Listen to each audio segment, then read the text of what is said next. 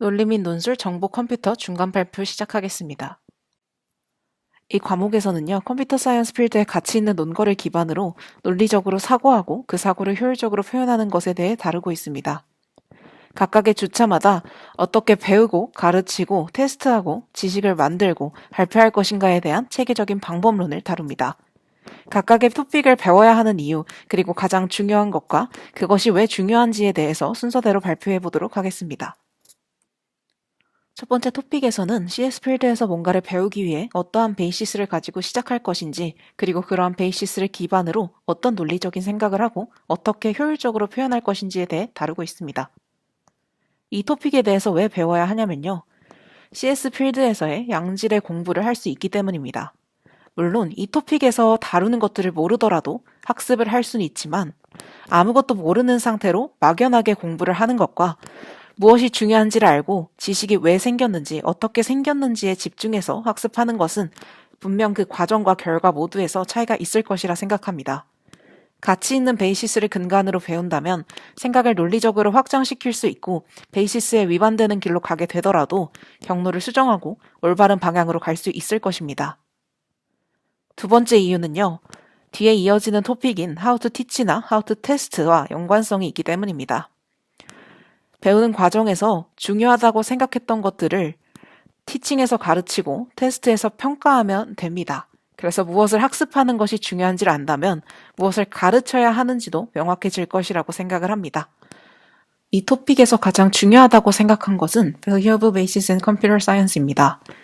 이 베이시스는 러닝을 하는 데 있어서 논리적인 근거로 삼을 내용인데요.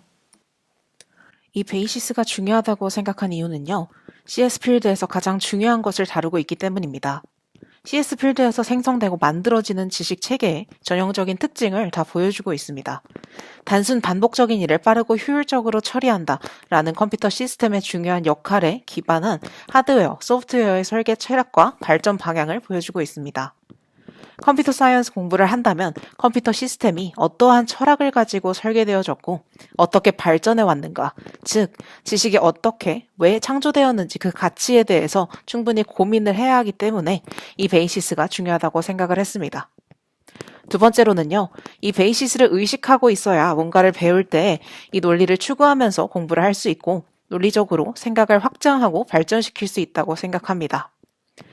이걸 의식하지 않은 채로 아무 베이시스 없이 공부를 한다면 교재에 적힌 글자나 선생님이 언급하는 것 외에 아무것도 얻지 못한 채 그 자체만으로 배움이 끝나버릴지도 모릅니다.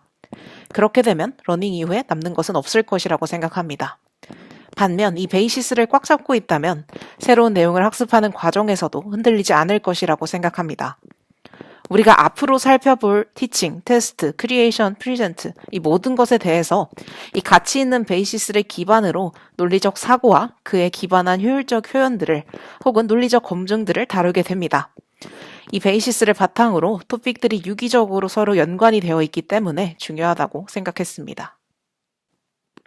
How to Teach를 다루는 두 번째 토픽에서도 앞서 살펴본 토픽과 비슷하게 진행이 되는데요.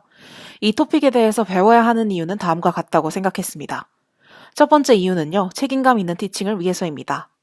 티칭은 누군가를 가르치는 행위, 누군가에게 영향을 미친다는 점에서 책임감을 가져야 합니다. 잘못된 학습 방법은 학생의 잘못이 아니지만 선생님의 잘못된 교육 방식은 선생님의 잘못입니다. 가르치는 사람이 잘못된 베이시스를 가지고 가르친다면 누군가에게 피해를 줄 수 있다고 생각합니다. 제가 누군가에게 가르침을 당하던, 티칭을 당하던 경험을 생각해 봤을 때 교육적인 감수성이 다들 많이 떨어진다고 생각했습니다. 선생님은 무언가를 가르칠 때 이것을 왜 배워야 하는지, 왜 알아야 하는지에 대해서 답하고 가르칠 수 있어야 하는데 이것에 대해 큰 의식 없이 가르치는 경우가 많다고 생각했습니다.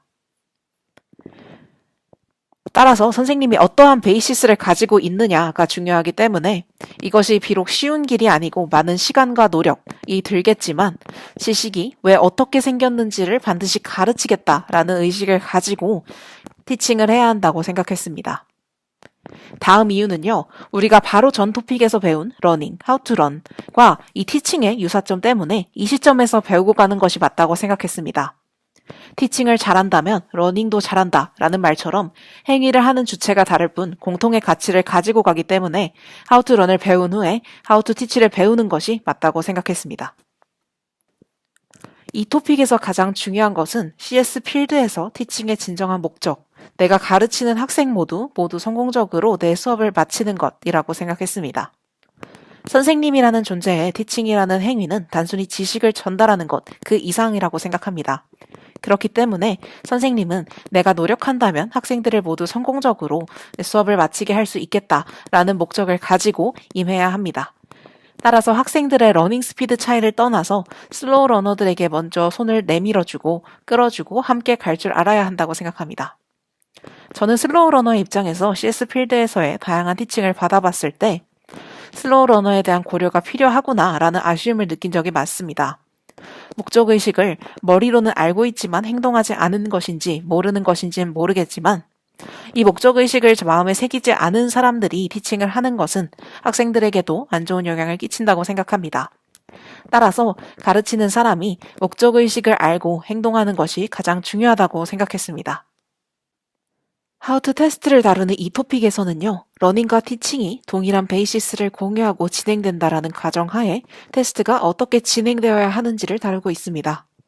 이 토픽에 대해서 배워야 하는 이유는요, 저는 제 지난 인생에서 이러한 주제나 내용을 다루거나 생각했던 적이 전무했습니다. 이 토픽에서 다루는 모든 내용이 새로웠는데요. 저는 저의 경험만 이럴 것이라고 생각하진 않습니다. 다른 관점에서 생각해보면 우리는 how나 why에 대한 답을 할 수 있고 또 그런 질문을 받는 테스트를 경험해 본 적이 없습니다. 만약 이 토픽을 배우지 않은 채로 누군가를 가르치고 평가해야 하는 상황이 온다면 내가 가진 백그라운드가 나의 경험밖에 없기 때문에 자연스럽게 학습된 경험을 답습했을 것이라고 생각합니다. 두 번째 이유로는요.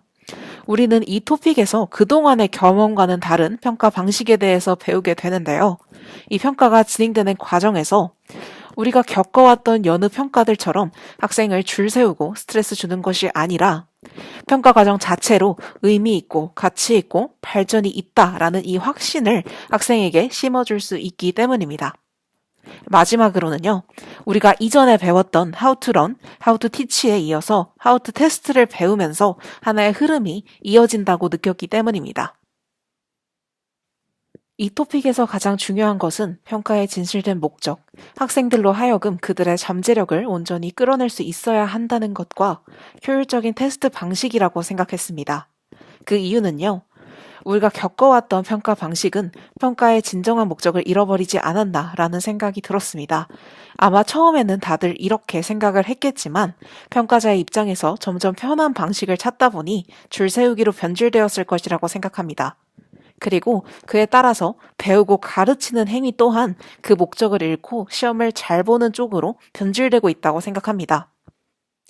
우리는 항상 답이 정해져 있는 동일한 답만 요구하는 페이퍼 베이스의 문제를 특정 장소와 시간에서 치렀습니다. 이 경험을 다르게 해석을 해보면 어쩌면 많은 선생님들이 평가의 목적을 잊어버린 것은 아닐까 하는 생각이 들어서 다시 새겨야 한다는 의미로 중요하다고 생각을 했습니다. 그리고 테스트 포맷은요, 슬로우 러너를 챙길 수 있다는 점에서 중요하다고 생각했는데요. 티칭에서도 제가 짚고 넘어간 문제 중에 슬로우 러너에 대한 고려가 있었습니다. 학생들의 스피드의 차이는 존재할 수 있지만 진정성의 차이는 존재하지 않으니까요. 학생들의 잠재력을 발휘할 수 있게 도와주는 수단, 평가의 진정한 목적을 이루기 위한 수단으로는 이것이 좋은 방법이라고 생각했습니다. 특히 수업 이후에도 도와줄 수 있다라는 점이 인상적이었습니다. 그동안의 저의 경험에서 단 한 번도 슬로우 러너를 고려하는 평가 방식을 치러본 적이 없었습니다. 슬로우 러너에 대한 평가 방식을 고민하다가 끝내 좋은 방법을 못 찾았던 개인적인 경험도 있었기 때문에 이 목적과 방법이 더 중요하다고 생각했습니다. How to Create를 다루는 이 토픽에서는요, 크리에이션을 위해 가지고 있어야 하는 가치 있는 베이시스, 새로운 지식을 창출하는 방법, 조심해야 하는 부분들, 효율적인 표현법과 창조물을 검증해보는 과정을 거칩니다. 이 토픽에 대해서 배워야 하는 이유는요, 창조는 특별한 사람들만 하는 것이 아니라 누구나 겪을 수 있는 재미있는 경험이고 나도 나의 의지와 생각으로 무엇이든 창조해낼 수 있구나라는 것을 느낄 수 있다는 점에서 중요하다고 생각했습니다.